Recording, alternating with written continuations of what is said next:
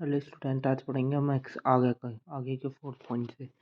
ये हमारा सेक्शन 17(2)(4)(5) से शुरू हो रहे हैं। अब हमारे आगे की चलेंगे। जो इसमें क्या है कि जितने भी हमारे एम्प्लॉयज़ के कम होगा, मतलब जितने भी हमारे खर्चे होंगे वो सब चीज़ें क्या होंगी, एम्प्लॉय डायरेक्टली जाकर फंड से निकाल कर अपने पे करेगा। जो कि हमारे सेक्शन जितने भी उसके एश्योरेंस होंगे, एमपीटीज होंगे, उन्हें सबको क्या करेगा, एम्प्लॉय जो है डायरेक्टली पे करेगा। दूसरा, स्पेसिफाइड सिक्योरिटीज मिलेगी उन्हें, मतलब कि इन द पार्ट ऑफ प्रिक्वाइज वो नॉन मॉनेटरी टर्म, जैसे कि उन्होंने ट्रांसफ़र ले लिए तो सेक्शन 2 सब सेक्शन 7 के हिसाब से निकालेंगे।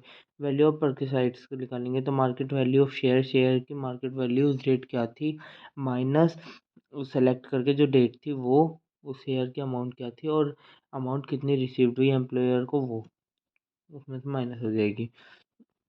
Contribution of a curd super executive fund, जो कि जिसमें हमारे जैसे किसी के वाइफ या बच्चों की डेथ हो जाती है उस टाइम के बाद जो फंड मिलता है। कुछ अदर फंड्स आते हैं जैसे कि interest, fees, company share, conversion, loan, re investment, terms expensive, ये कुछ इन्वेस्टमेंट्स होते हैं, क्लब मेंबरशिप, ये सब चीज़ें। कुछ अलग value of any other prescribed feature benefits होते हैं कुछ। अब हम पहला क्वेश्चन करते हैं। मिस्टर सचिन ने जो है हमारी प्राइवेट कंपनी में काम कर रहा है, वो जून में हमारी कंपनी में किसी ने 2 लाख का लोन लिया, तो उन्हें लोन पेबल करने के लिए उसे 15 डेज का दिया, या उससे ज़्यादा लिया गया तो 10.4% के हिसाब से उस पर कटेगा। तो कैलकुलेट द। अब उनने क्या करा, 15% से ज़्यादा दिन के लिए लिया तो कितने लाख का था, 2 लाख इंटू 10/4/100। कितने कितने उसको लिया, 1 जून को, 1 जून से लेकर 31 मार्च तक के कितने दिन हुए, 10/12। तो देन इसके बाद जो इसे काट पीट कराएगा वो आएगा ये। अब नेक्स्ट हमारा आयुष लिमिटेड ने इंटरेस्ट फ्री लोन लिया चिराग से एजुकेशन के लिए और किसके लिए, रेफ्रिजरेटर के लिए परचेज करने के लिए। तो 20,000 तक का जितना भी लोन होगा उस पर प्रोसिक्यूट कितनी होगी, 0 होगी। अगर हमारा 20,000 से ज़्यादा का होगा तो हमें ऐसा SBI इंटरेस्ट रेट क्या होगा, गिवन होगा। अब नेक्स्ट हमारे श्री मोहन परचेज किया, उसने इतनी इतनी इतनी फर्स्ट अलॉटमेंट मिली उन्हें, फर्स्ट इंस्टॉलमेंट उन्हें 25,000 की भरी, सेकंड भी उन्हें इतनी की भरी, और थर्ड जो थी उसकी वो भी इतनी की हुई।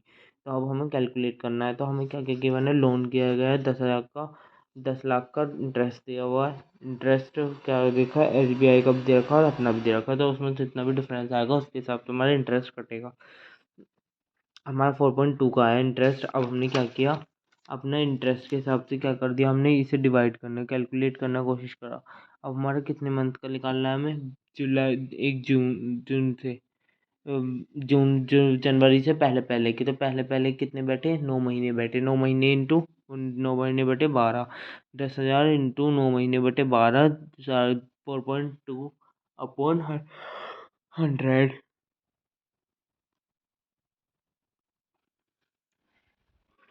पहले का ये बैठा, दूसरे का फिर ये बैठा, ऐसे ही तीसरा, जितनी जितनी हमारी वैल्यू आती रहेगी उसे हम रिड्यूस करते रहेंगे। जैसे कि हमने क्या किया, 25,000 रुपये पहले इन्वेस्टमेंट में दिए, दूसरे में फिर उसमें से माइनस कर देंगे, 10 लाख में से 25,000 एक बार कर देंगे, फिर दूसरी इन्वेस्टमेंट करेंगे तो उसमें से 25,000 माइनस कर देंगे, जो बैलेंस बचा फिर उस बैलेंस में से 25,000 माइनस करके हमारी थर्ड इन्वेस्टमेंट हो जाएगी।